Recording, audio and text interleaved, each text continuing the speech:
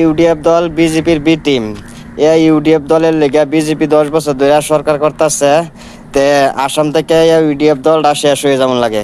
ভিডিওটা স্কিপ করে না যায়, তে কয়েকটা গুরুত্বপূর্ণ কথা কইয়াম। ভিডিওটা যদি ভালো লাগে তো একটু শেয়ার করে দিন যে বেশি করে। ডাইরেক্ট কংগ্রেসও অফার দিয়েছে, লাগে রাহুল গান্ধী মোর লগত হোক, ঠিক আছে আমি পার্টি শেষ করে নিব। মৌলানা বদরুদ্দিন আজমল নিজেই কইতেছে যে পার্টি শেষ করে দিব।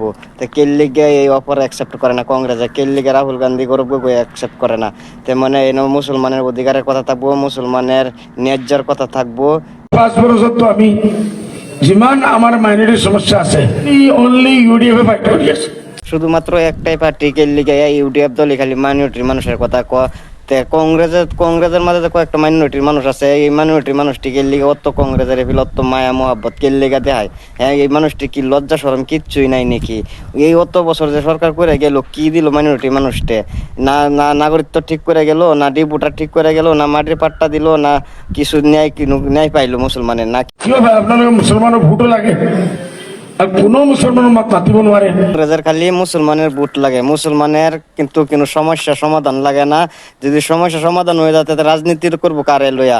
তো এর থেকে আরো বড় কথা হয়েছে, যারা নাকি কংগ্রেসের মাঝে মুসলমান নেতাগুলি আছে তারা আর কিচ্ছুই লাগে না, তারা খালি ঘর বাড়ি দলান এডি হইলি আর বাহি মুসলমানের যে কি হইতেছে না হইতেছে এডি তার কিছু না হইলে হইব।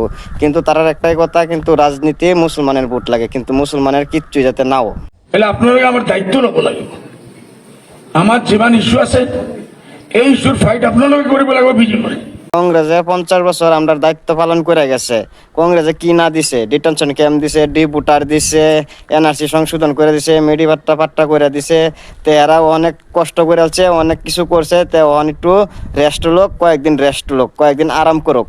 একদম মানি লইছে পাওয়ার হি আইব কংগ্রেসে ফাইট করুক। কংগ্রেস সরকার করবার লেগে ফাইট করতেছে, কিন্তু ফাইট সে কই করতেছে জানো? নামনি আসাম এই মাইনরিটি এলাকাত কোনোদিন কি কোনো সমস্যা সমাধান করছে না, হে নই যায় আবার ফাইট করতেছে। কিন্তু যে আপার আসামও যে বিজেপি যায় আপার আসামের ভোট দেয় যে সরকার করতেছে, হে ন যাইতো না।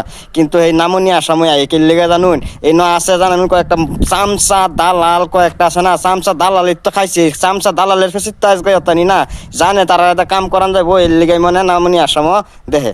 ভালো লাগে অবশ্যই শেয়ার করবেন, সবেরই দেওয়ার সুযোগ করে দিবেন, সবাই যাতে জানে কংগ্রেসের চরিত্রটা কিরম।